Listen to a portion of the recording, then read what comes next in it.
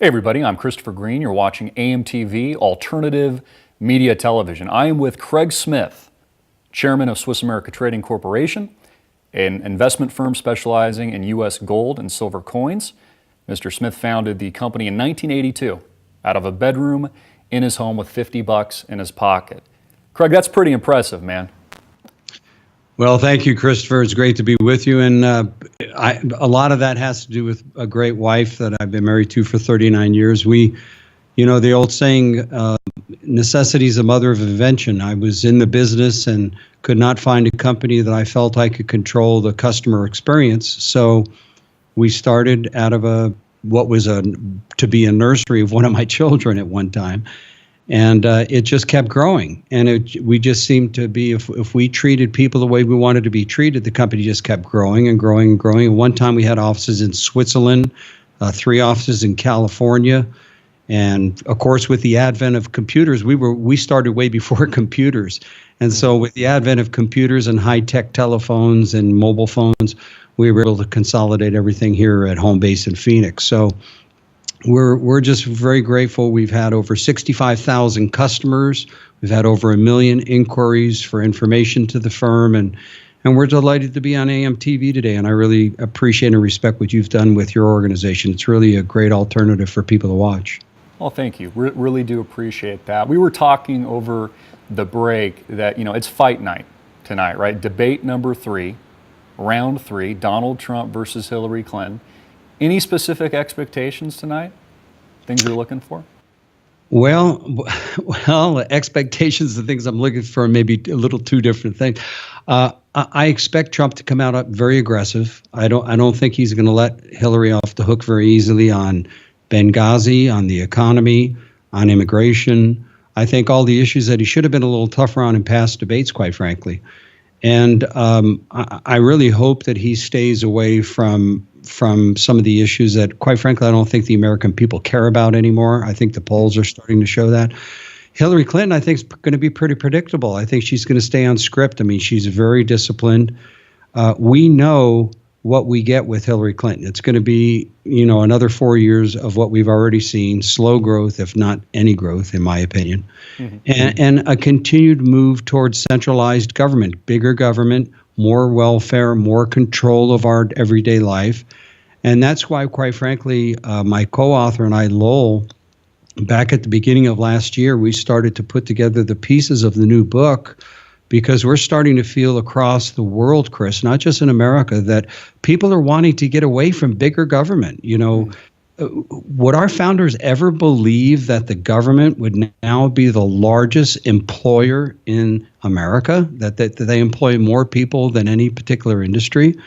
I mean, it's kind of like the welfare rolls. Most people don't realize this. Do you know that every dollar that's spent on welfare, food stamps, Section 8 housing, do you know only 19 cents of every one of those dollars actually gets to a person to help them with their food and their rent and so on and so forth? 81 cents goes to paying for the bureaucracy that oversees it. So I think at the debate, we're going to see big government Hillary Clinton against an unknown Donald Trump, who I truly believe wants to change things in Washington. Whether he's capable of doing it, whether he'll do it the right way, I don't know. But the people I speak to on the street anecdotally, Christopher, I think they just want change. Even if it's change that doesn't work out right away, they don't want the status quo anymore. Yeah, absolutely. Well, it is just one big bureaucracy. There's so much focus and myopic attention on the debate, right? Kind of this political dichotomy that's occurring right now. There's a lot of vitriol, a lot of hate, right? We're seeing this with the election. I think something that Americans are overlooking is what's coming after the election, financially speaking. For example, the Federal Reserve, we've talked about this incessantly on AMTV, has held interest rates at 0%. Essentially, they bumped at 25 basis points, but essentially we're still at 0% today. What do you think is going to happen from here? I mean, if Hillary Clinton gets in, is she going to change policy? Would it be any different with a Donald Trump presidency? What do you think comes next? Well, let's look historically, and I think that will give us a good idea of where we're going in the future. Presidents really don't have the ability, Christopher, to make an economy good or make an economy bad. I love when we hear about how Bill Clinton, balance the budget, which was nonsense. It was a projected balanced budget and a projected surplus. All presidents can do is create an environment in which confidence is there for investors to invest, for people to work, for the consumer to go out and buy and purchase. We were talking off air about how people are getting married at an older age now. And I think a lot of that's because people don't know if their jobs are certain. They don't know what they're going to be able to afford, if they can afford a new car, or they're very uncertain about the future. So that being said, which president is going to make America more confident in the future of America? Because if we gain our confidence back, then the trillions of dollars that are held in savings accounts today will be released into the free market. Animal spirits will return, and you'll start seeing people being willing to take more risks. We're still under a certain amount of shell shock from 2008. And a president needs to come forward and say, okay, look, we've been through that. We went through it. We're going to allow the Federal Reserve to normalize rates. Yes, things are going to become a little bit more expensive. And yes, the federal deficit, we're going to be spending more money on interest. But we got to get back to things as normal. Christopher, my first mortgage payment was at 12% in 1977, and we thought we were getting a heck of a deal. 12%. Today, my daughter and my son-in-law bought a new home. They got 3.5%. It's like, that's ridiculous. But confidence is the key. And I don't think Hillary is going to be able to instill the confidence. When I hear Jill Stein from the Green Party come out and say that Hillary Clinton will get us into a nuclear war, I mean, I can't say I disagree with Jill Stein, because she's already proven she doesn't know how to deal with the Russians. Everybody remembers the Russian reset, and our relationships with Russia have never been worse. And I find it almost funny that the party of peace, the Democratic Party, who wanted to pull out of Iraq and out of the Middle East, they're now wanting to engage Putin instead of talking like Donald Trump is saying, hey, let me sit down and talk with the guy, see if I can negotiate this thing out. So confidence is going to be the key. The Federal Reserve has to say, we're confident in this economy and we're willing to start neutralizing or normalizing interest rates. Zero interest rate policy has caused the slow growth, has caused the retarding of big business, quite frankly, and it's just never worked. If you look at Europe, we now have negative rates. Look at what it's done to those economies. So people have to keep in mind that zero interest rate policies work for small countries that are not mega countries like America or Russia or China or one of those things. If you're a Venezuela, zero interest rates may work perfectly well. They don't work in America. So to get back to the basis of your question, Christopher, we need confidence. We need somebody, excuse me going back this far, but a Ronald Reagan that says, we're America, we're the shining city on a hill. We can win the Cold War. We can put people back to work. We have to believe in being Americans. Yes, you're an African American, an Italian American, a German American, but we're all Americans. And we've got to get away from this whole idea that we're a nation of immigrants. We're not a nation of immigrants. We're a nation of citizens. Immigrants come here and they become citizens. That's what makes a nation. And I think if we were to get that type of confidence back, Christopher, I think the best days of America are ahead of us. Yeah, I really hope so. Now, you were showing us on camera a $100 trillion Zimbabwe note. Right. Now, is that a consequence of 0% interest? I mean, what if they don't normalize? What if instead of normalizing, we follow Europe and we see negative interest rates here, and we see, risk assets propelled higher than they are today? Could that Zimbabwe note be kind of a microcosm to what's potentially coming here to the States? It surely could, because governments have certain ways that they can deal with massive amounts of debt. And as you know, we have a $20 trillion immediate debt. We have $200 trillion worth of long-term liabilities. The way you deal with debts of those sizes, you either default on them, you just say you're not going to pay, and then the dollar goes crazy. Or you say you're going to restructure the loans on a longer term basis, maybe turn your 30-year bonds into 50-year bonds or 60-year bonds. Some nations are looking at 60 and 70-year bonds now. Or you print your way out of it. You create oodles and oodles and oodles of money until it becomes worthless, very similar to what we saw in Weimar Germany. And this is what Robert Mugabe did in Zimbabwe. People forget Zimbabwe used to be Rhodesia. Rhodesia was a very prosperous nation, a very economically stable nation. And then the Mugabe people came in and started printing money just like Juan Perón did in South America, just like Hugo Chavez did. And next thing you know, you saw the consequences of it, of inflation running crazy. We've seen the pictures recently. I'm sure you've done stories on Venezuela where people can't get food and they're standing in line. So could this happen in America? Probably not to the extent that it has in Zimbabwe, because the U.S. dollar is still considered to be the cleanest shirt in the dirty closet, if you will. I mean, we're the best currency of all the fiat currencies that are out there. But every fiat currency, and that merely means a currency that is backed by nothing. See, most currencies are backed by future productivity or a commodity, like when we were on the gold standard, it was backed by gold. When you have a fiat currency that is not backed by anything and can be created out of thin air by the stroke of a key of a button without connecting productivity to it, Christopher, it ultimately ends up in hyperinflation. And let's keep in mind, I love using this example. Let's take the average guy. He goes to work. He works 40 hours a week. Let's just say he takes home, just to round numbers off, $1,000 a month. He brings home $1,000 a week. And at the end of the year, he's made $52,000. Okay, he has worked 40 hours times 52 weeks, so that's a couple thousand hours of labor to bring home $52,000. They can push one button at the Federal Reserve and create $52 billion without ever having to produce anything, without ever having to put something in the bank against it. And you can't continue to create currency like that and expect that currency to have a long-term value. It's just not going to work.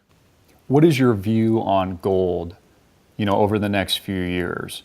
We know it's a store of value. We know the dollar isn't tied to it. It's basically just, a piece of paper. There's no difference between the dollar bill and the $100, bill, piece of paper that it's printed on. Where do you see gold and precious metals in general going from here? Well, in all my career and being in the precious metals industry and coin industry, I've never made a prediction on price because it's a fool's errand, quite frankly. Gold is a numeraire. It's a pure asset. It's an asset that's not somebody else's liability. In other words, if you have a share of IBM stock, it's your asset, Christopher, but it's IBM's liability. Gold, on the other hand, doesn't have a liability tied to it. So it's referred to as a numeraire. So in that respect, gold never goes up or goes down. Gold remains the same. And the same amount of goods and services that gold bought 100 years ago is the same amount of what an ounce of gold buys today. That's why the U.S. dollar has lost 98% of its value since the early 1900s. And if you look at gold in terms of the British pound, the euro dollar, or I mean the euro, or you look at in other currencies, gold has actually gone up dramatically because it takes more euros to buy an ounce of gold. When the euro was trading 150 against a dollar, it took far less euros to buy an ounce of gold than it does with it trading at $1.10. So my point is, Christopher, that gold never goes up or down. Yes, it does in terms of dollars, or in terms of yen, or in terms of yuan, but all gold does is maintain its buying power. And that's the thing that people really need to grasp, that let's just assume today your overhead is $1,250 a month, just hypothetically. If you put an ounce of gold away, whether it's a year from now, 5 years from now, 20 years from now, it'll still pay for that 1 month's worth of food and rent and so on and so forth. So people say, well, gold's going to go to 1900. It really hasn't gone to 1900. It's just going to take 1900 US dollars to buy it. It may take far less in another currency that's stronger. And what we have to come to grips with is that's why many people, and pretty important people, are talking about gold at $5,000, $6,000, $10,000 an ounce. I've never been willing to do that because, quite frankly, Christopher, it's not going to make any difference. Because if gold goes at $10,000 an ounce, you're going to probably be paying $10 for a gallon of gasoline, or $5 for a loaf of bread, or a dinner out will cost you $1,000. So I hope people use gold the right way. If you're looking to speculate in the price of gold, that's not the same as putting gold away as a pure asset, as a a currency, if you will, that's universally accepted. You know, if I take a $20 bill and a $20 gold piece and I go to Wall Street, everybody knows what the two are. But if I go to the deepest jungles of the Amazonian jungles and I show a native there a gold piece and a $20 bill, they're going to know what the gold is. They're going to have no clue what the $20 bill is. Mm-hmm. Gold is universally accepted as a currency. And that's why right now, and I think you would tend to agree with this, we are headed for financial chaos.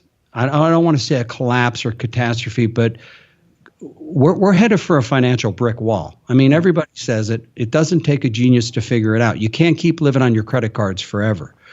When that happens, all gold is going to do is protect what you've worked for. It's all it's going to do. It's not going to go up or down. I mean, you may see, hey, in the Great Depression, gold went down at first, and then it went up 75%. So I hope you don't think I tried to skate your question, because I really didn't try to. But no, I don't think you did. And I would have, tend to agree with you. I mean, trying to determine or forecast the price of gold or any other asset for that matter, can be really a fool's errand. But I've always viewed it as a store of value, a diversification tool. That I just think should be a part of, everybody's long-term game plan. It sounds like you're more in the inflation camp. Something that I see around me, and I get feedback from my audience all the time. I mean, housing, rent, food, all these things, are just getting more expensive. One commodity that hasn't is oil, and people have noticed this, at the gas pump. What is your opinion of where that market is today? Do you think that was a little bit of a managed collapse? Is it a result of the breakup of OPEC? What are your thoughts on that? Well, let's keep in mind with oil that we only have to go back 17 years ago, 1999, and oil was $9 a barrel. But we tend to get hung up on the whole idea of when Hurricane Katrina hit us and gold went to $147 a barrel, which I wrote a book prior to that called Black Gold Stranglehold, The Myth of Scarcity and the Politics of Oil, where we predicted one day we'd see oil at $150 a barrel because of the shock that can happen in a supply chain like a Hurricane Katrina. Today with oil, I think it's trading right around $50 a barrel. I think that's where it probably should be right now, given the global demand for oil and the massive amount of oil we have. See, Christopher, for years, the belief was that we were running out of oil, that oil was a finite supply. And we dispel this myth in the book that we wrote. We showed that Hubbard's peak, this whole idea that a well produces and then all of a sudden starts depleting and doesn't produce any further, is total myth. We now have more proven reserves of oil than we've ever had in the history of the world, and yet we've used more oil than we ever have. We will not run out of oil. I would argue that water is going to probably be more scarce than oil over time. Mm-hmm. So oil at $50 a barrel is the right number today. It wouldn't surprise me if it dropped to $25 a barrel, nor would it surprise me if it went to $150 a barrel. I don't think oil is as easily manipulated as most people think, because think about it. If it was that easy, the Saudis wouldn't be in the trouble that they're in financially with their budgets. All they do is shut off the spigot for a couple months, and the oil will go back up to $100 a barrel, and they'd be able to make up all their deficits. So I think oil is priced where it should be, and I'm enjoying the lower gas prices. Yeah, no, it's been a bonus definitely to, I think the working, in middle class, which still hopefully exists in America, although a lot of that's changed under, the presidency of Barack Obama, and it seems, tougher to hold on to that. Swiss America just put out a 12-page executive summary titled Money, Morality, and the Machine. It's a free report. Can you tell us a little bit about that? Yeah, actually, we're going to even go one step better. We now finally, the original report was a precursor to our book, Money, Morality, and the Machine. And for people that watch AMTV, if they contact the number that you have or go to your website, we'll actually send them a complimentary copy of the book. It's 230 plus pages. And the premise of the book is our founders said that they built the country as a constitutional republic, a democratic republic, if you will. And John Adams said that in order for it to work, it must be run by men of moral and religious values. Now, isn't that interesting? Do we have Washington, D.C. filled with moral men and women right now? I would argue that we don't. Okay, do we have religious values? And I'm not talking about Christian or Jewish or Buddhist or Hindu. I'm talking about just a belief in a set of principles. Don't cheat, don't steal, don't kill. We don't have that anymore. Don't lie. Yeah, I mean, these are things like people benefit from lying nowadays until they get caught. But what we did in the book was we looked at what the founders said about the founding of this nation, and then we looked at how money has really ruined morality in America. I mean, think about it. You'll see a Hollywood person do the most crazy things to basically be immoral, if you will, if they get a $100 million contract. I mean, I can give you a handful of stars that have done that. I can show you people on Wall Street that did very immoral things in 2006 or 2008 and got paid bonuses while the taxpayers were bailing out the banks, for Pete's sakes. There's no morality there. But we knew this was coming as a nation. In 1961, in his farewell address, President Dwight D. Eisenhower said, and I'm paraphrasing, beware of the military-industrial complex. He saw something that was happening, Chris. He saw that this military-industrial complex was forming between Washington and contractors, and that war was good for the economy. He saw it after the First World War, and he saw it after the Second World War. People want to talk about how FDR got us out of the Depression through all of his works programs. Nonsense. We had a total collapse of the industrial base in 1939. It was World War II that got us out of the Great Depression. And Eisenhower understood this as a war general because he saw what happened. Congress would appropriate money to defense contractors to build bullets and bombs and boats and planes and all the things that we need for defense. It's important that we do that. We need to be a strong nation. But then what happened? Those defense contractors would then in turn send a portion of that money back to senatorial campaigns, congressional campaigns, and presidential campaigns. And next thing you know, there became this incestuous relationship between politicians and contractors. And that worked very well during the Second World War, during the Korean War, during the Vietnam War. And then all of a sudden peace came, but we still had one war going. What was it called? The Cold War. And this money kept flowing, and it was a wonderful relationship. And Dwight Eisenhower said, be careful of this. It's going to cause problems. Well, then Ronald Reagan came along, and we as a nation defeated the Russians. We ended the Cold War. Now there's a problem. Defense spending shrunk dramatically. So if defense spending shrunk, our politicians weren't getting the same amount of cash flow for their campaigns, were they? So next thing you know, in steps Wall Street in the mid-90s. And Wall Street says, hey, if you could change some of these laws, or we could merge our banks and with our investment houses and make these big super centers, if you will, like JP Morgan and many of the others, why we could probably be pretty liberal with you politicians with the money that we give. Next thing you know, in 1999, after several years of negotiating with Wall Street, Bill Clinton abolishes the Glass-Steagall Act, which put a wall between banks and investment firms, Christopher. Now, all of a sudden, what money was not being spent and coming back into D.C. through the military-industrial complex, we started seeing it come through the Wall Street complex.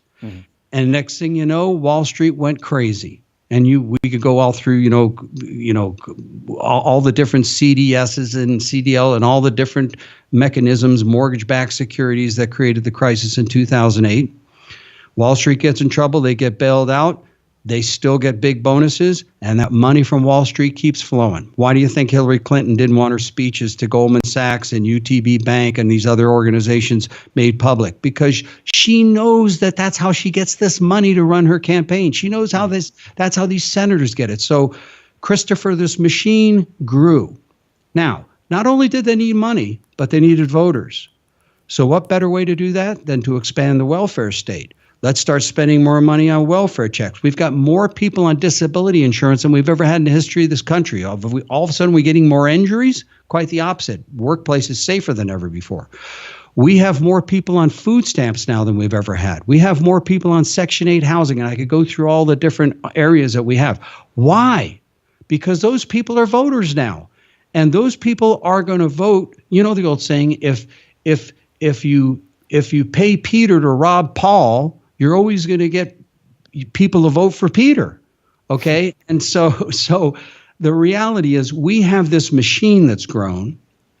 It's between Wall Street, the military industrial, which we need the military. Look, I'm not one of these peaceniks. We need a good, strong, solid military. Okay. But it should be a strong military that doesn't have to get involved in engagements, because people would be foolish to take us on. We'd wipe them out. Mm-hmm. Okay. We've got to break this chain between politicians and Congress appropriating money to welfare to get votes, appropriated to Wall Street to get votes, appropriated to the military-industrial complex to get votes, or else you're going to see a one-party rule, which I would argue we already have. There's no difference between Democrats and Republicans. The Republicans got back the House in 2010, and then in 2014 we regained the Senate. Did we see any changes, Christopher? No. Did we see an abolishment of Obamacare or the reduction of spending? No. I mean, it's this incestuous relationship. So getting back to the book, we talk about how you have no control over this big machine that's been built throughout the years. The politicians are not going to let go of power. We know we have no morality in the nation anymore. I mean, you and I know moral people in our personal lives, and I know you're a moral guy, but that's not the norm in Washington, D.C., Christopher. So therefore, the net result of that is going to be a devaluation of our money. But that's one thing you do have control over. So what we suggest in the book is that you diversify, and this is where we kind of started this conversation, you diversify a portion of that hard-earned money that you have that's in savings or retirement or your IRA or money that you take home, and you put it in something like gold, not all of it, but 10%, 15%, so that as the effects of this machine continue to crush the middle class, continue to create larger government and ever-growing welfare state, which ultimately will hurt this nation. You have never seen a nation people forget, Christopher, we're still a young nation. I mean, many nations have collapsed. Shall we go through the Roman Empire, the Ottoman Empire, the Byzantine Empire, the Athenian Empire? We could go all the way back. Nations don't last when they overextend themselves the way that we have. And we think that America can never fall. Well, if we have a government that was built on morals and religious principles, and we built a government that was based on a constitution with a sound money system, and we now completely ignore the Constitution and have justices that are more political than they are constitutionalists, and you have men that are not willing to make the tough moral decisions necessary to lead the country through good and bad times, then you can assure yourself the money is going to be affected. And that's what this book does. There's a law, real quickly, that's called Gresham's Law. It says bad money forces out good money. In other words, as we printed more and more paper dollars, the gold $20 gold pieces and the gold-backed currency that we had was forced out of the system. It was put in people held it in their own possession. We have issued a law in this new book. We call it Smith's Law. And it basically says that bad money, the more bad money that we create, the more debt we create, is creating bad morals. So we're saying bad money forces out good morals from a society. And look, I'm not a Puritan. I'm not a perfect man by any stretch of the imagination. Like all of us, we've all made mistakes, but we all know right from wrong, Christopher.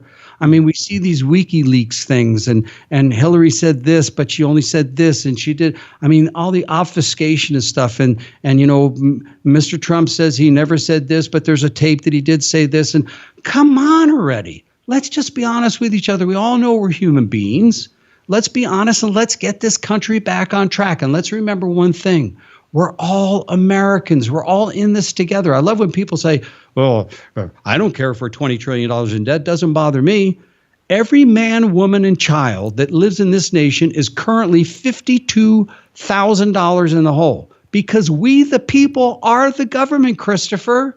I think we think of the government as some entity that just owes us money. We, the people, are the government. Yeah, we're absolutely. The people that owe this money. Yeah, we employ the politicians. They're supposed to listen to us, right? Yeah, and think about it. How could you run AMTV if the people that you paid told you what to do? Now, I'm sure you're a smart guy. You take their input, you have creative meetings, and so on and so forth. But at the end of the day, Christopher Green is responsible for what happens to AMTV.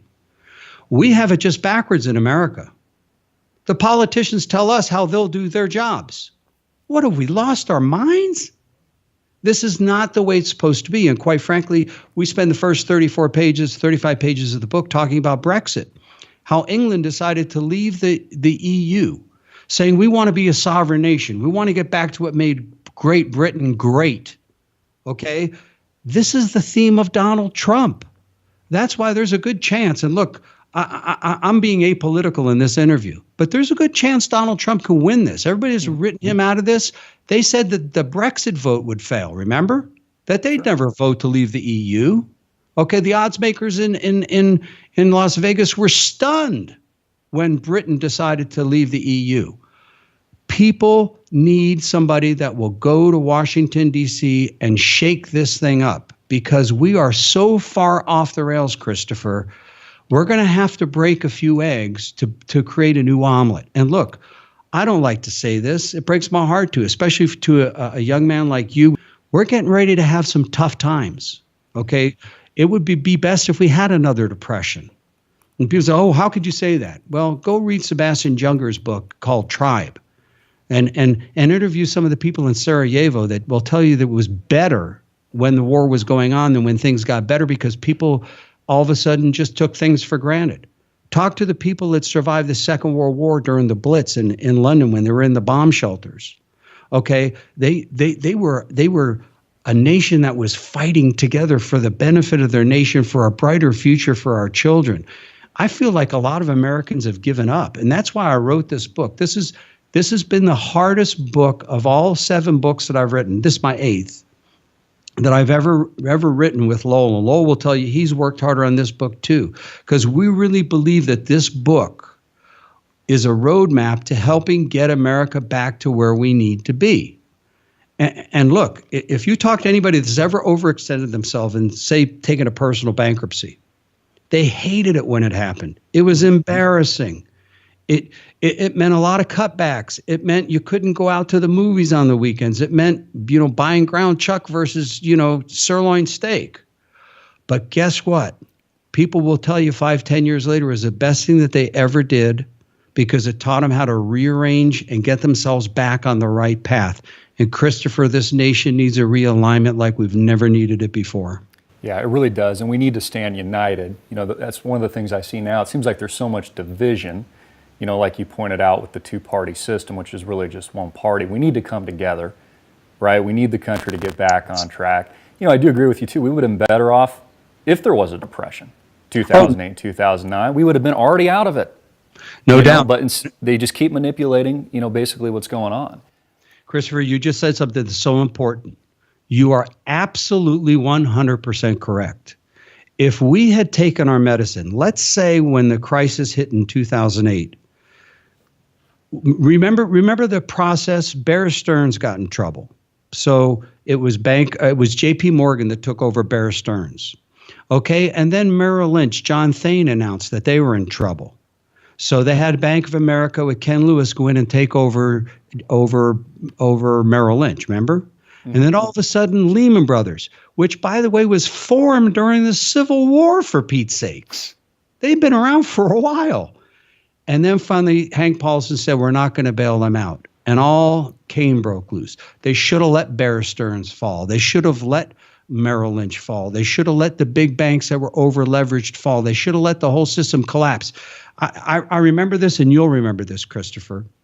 Remember the TARP, Troubled Asset Relief Program?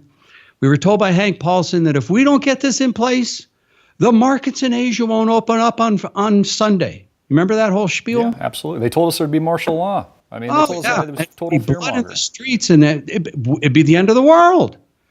Well, that weekend, the Congress talked about it on Thursday and Friday, and that weekend they couldn't come to a resolution. Sunday, the markets opened in Singapore and Hong Kong. They were down a little bit. Wall Street opened on Monday, and it was down significantly. But guess what? The world kept rolling, didn't it? The whole following week, they negotiated the TARP in Congress. And they couldn't come to a conclusion. And Hank Paulson said, you've got to do this. If you don't get this done, we for sure will see a total meltdown this weekend in the Singapore and Hong Kong markets. I'm sure you remember the news reports. Okay, we didn't pass it. The markets were down again a little bit, but they were stabilizing, and life went on. Finally, midweek, the following week, the Congress added $85 billion worth of pork barrel spending to the TARP legislation. It passed the House, went to the Senate, got signed, and put into action. Now, my question is simple. If we were on the edge and we were able to go 2.5 weeks without any relief, how close to the edge were we really? Mm-hmm. And I would argue we weren't close at all. And if we had just allowed what's called Schumpeter, who was an economist, he called it creative destruction. In other words, you let the chips fall where they may. The people that made mistakes should go out of business, and they would be bought up by companies that made proper decisions. Okay, it's like in the car business back years ago. There are a lot of car companies, Packard, and we go through all kinds of the old car companies that went out of business because they weren't managed properly, and they were bought up by companies like Ford and Chrysler and Chevrolet and so on and so forth. And we still kept manufacturing cars. Creative destruction in an economy is a very positive thing, because if you're a bank that's not being managed properly, you shouldn't be in the banking business, Christopher. It's just like a television network. If you're not running the television network properly and it's not making any money, it's time to go probably do something else. And that's the same thing that we had in 2008. And if we had just allowed it to collapse, you are so right, Christopher, we'd already be back to, in my opinion, 3 to 5% growth. We'd have very low unemployment. America would be back on the mend. Because think about it. The average person that lost their home and everything, they're pretty much back to snuff. They've cleared their balance sheets. They've reduced their debt. They've got their house back under management. The only person that didn't do that was the federal government. They took on more debt. They got bigger. They started spending more money. Okay, it can't happen.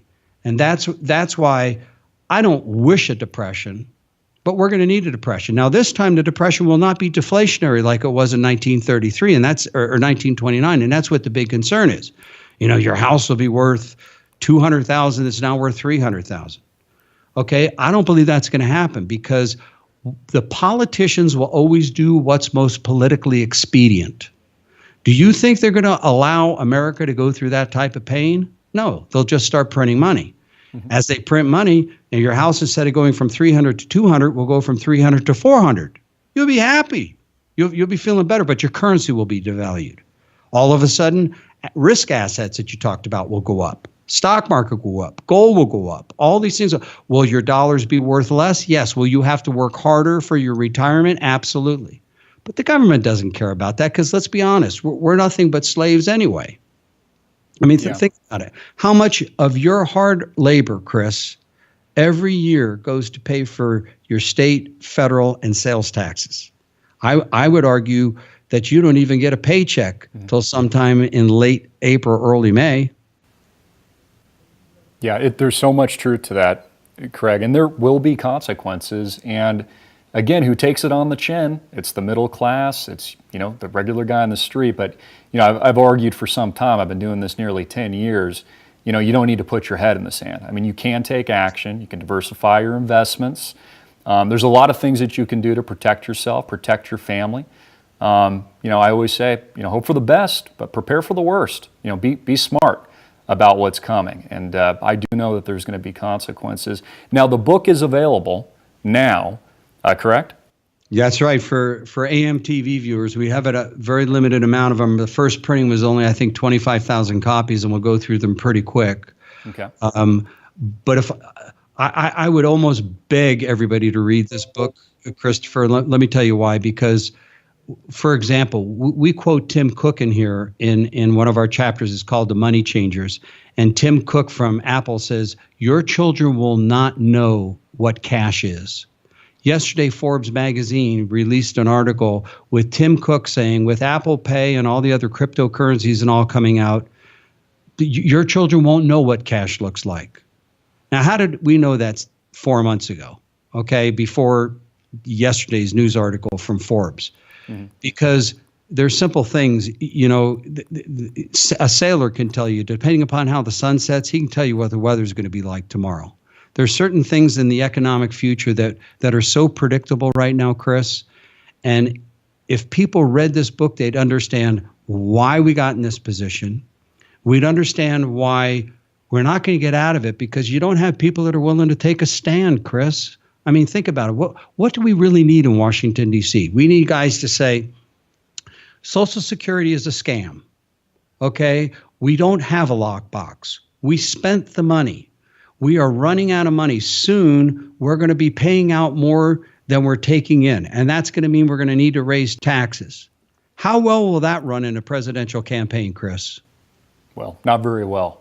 Right? Okay. They're going to tell us what people want to hear, and they're going to try to win votes. Exactly. What about a politician coming forward and saying, wait a minute, we have 49 million Americans on food stamps and 10 million on permanent disability. We can't afford those numbers. We've got to come up with some type of program where if a person's on food stamps, they can, go clean up the parks so we can reduce the cost of maintaining our parks or what have you. We have to reduce the size of our government. We have to shrink the size of our government. How well is that going to go over with the federal government employee unions? It's not going to happen. But those are the structural and fiscal changes that are necessary to be made if we are to survive as a country in the way we've been in the past. That's why Trump's slogan, "Make America Great Again." Okay, it's really at first when he came up with it, it's like, wait a minute, we're a great nation to begin with. But he's right. We're going to need him. I remember a time in America, and I sound like an old man when I say that, Christopher, but when Melissa and I got married in 1977, and Ronald Reagan was fighting he had just lost the nomination to Gerald Ford in 76, and then we had the Carter years, and it was miserable. And Ronald Reagan came in. He was willing to make some very tough decisions. People forget. He instructed Paul Volcker to raise interest rates to 22%. Mm-hmm. We had 16% inflation, and he threw us into a severe recession in 1981-82. Everybody wants to talk about how great the Reagan years were. The first 2 years, he was the most hated man in America. But he made the tough decisions that were necessary to get this nation back on track. And next thing you know, interest rates started coming down, the economy started growing, tax revenues started increasing, we started taking on the Russians face to face, and Ronald Reagan set the stage for 15 uninterrupted years of unprecedented prosperity in this nation when he left office. That's why when I hear Bill Clinton did all these, Bill Clinton, look, I'm not crazy about what he did personally, but he probably wasn't a bad president. But he got the benefit of the hard decisions that Ronald Reagan made. And politicians have to say, look, you may not like what I'm getting ready to tell you, but this is what we need to do as America. If you care, I hear so many times people say, we've got to worry about future generations. We're burdening our kids. Then why aren't we doing something about it, for Pete's sakes? Why are we not drawing a line in the sand and saying no more? We're going to tell people the truth about Social Security. And I've been very public about this, Chris, and I'll do it on your TV network. If I ever get a Social Security check, which I'm entitled to in 3 years, I'm going to sign that Social Security check over to a charity. Or if the government will allow me, if they will set up a fund that strictly the money that's sent to that fund will go to pay down the principal on the national debt, I am more than happy to surrender it back to the federal government. Because the reality is, Chris, Social Security was a tax. They weren't putting your money away. They weren't saving it for you. They lied to you. Mm-hmm. Go back and look at the laws and look at what the courts deemed it was a tax. Do you remember when Obamacare came through? It's not a tax. It's not a tax. Do you remember that? And then it went to the Supreme Court and John Roberts rewrote it and it became a tax. Okay, let's admit what it is, for Pete's sakes. I guess the point I'm trying to make, Chris, is the problems we have are fixable. But it takes men and women with backbone to say, look, we're going to tell you the truth. If we have $3 trillion a year coming in income, We can only spend $3 trillion a year. And if we want to pay off this national debt, we're probably going to have to spend about 2.9 or 2.8 trillion. Or we need to grow this economy at 3 to 5% and get more revenues. That's going to mean we've got to reduce regulations. We're going to have to not be overly concerned about the whole global warming, which I believe is nonsensical to begin with. Okay, we're going to have to start getting back to getting people to work without Chris, I think about where we started this conversation. Do you know how much it cost me to open up this company? $12.50 at the Arizona Corporation Commission. Wow. Yeah. Okay. I used another $7.50 or so on to get a couple legal pads. And then there was another license that was, I think, $12 and change. Do you know what it would take me today to set up a corporation with the attorney's expenses, with the business licenses, with all the things that I never needed back then, but I have to have them now if I want to operate? We got to stop that. 72% of all jobs are created by small businesses when we come out of a financial crisis. We are crippling small business people from dreaming big. 10 years ago, you had a dream for AM TV. You pursued it. What a great idea.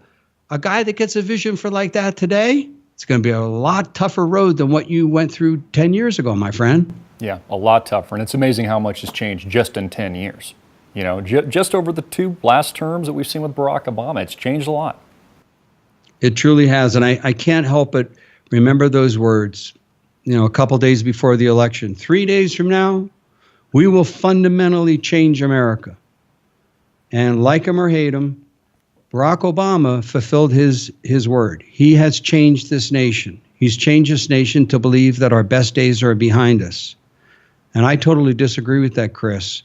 But it's going to take some tough decisions. It's going to take men and women with morals. And it's going to take the ability to be able to stand up to the machine. I was so gratified a couple weeks ago when Donald Trump started referring to it as the machine. And you've seen it in full blown with the WikiLeaks thing. I mean, think about it. You see the donations that go back and forth. How Wall Street is giving money to Hillary, and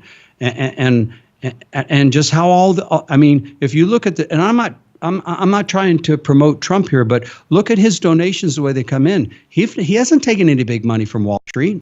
The RNC is not even giving him any money for his campaign. They're using it for senatorial and congressional things. Donald Trump, in my opinion, is a maverick. He's a guy that will go in and shake things up because he's a guy.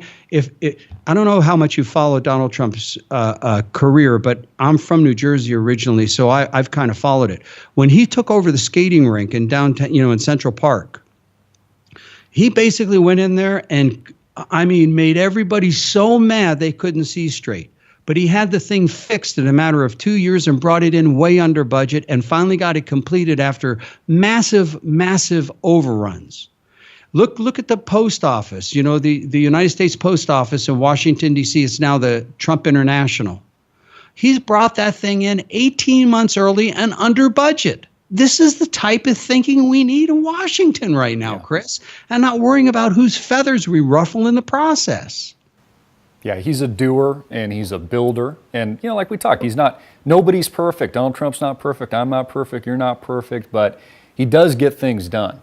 And it's refreshing that he tells us like it is. And I've read all his books and so I'm pretty familiar with his, career, et cetera.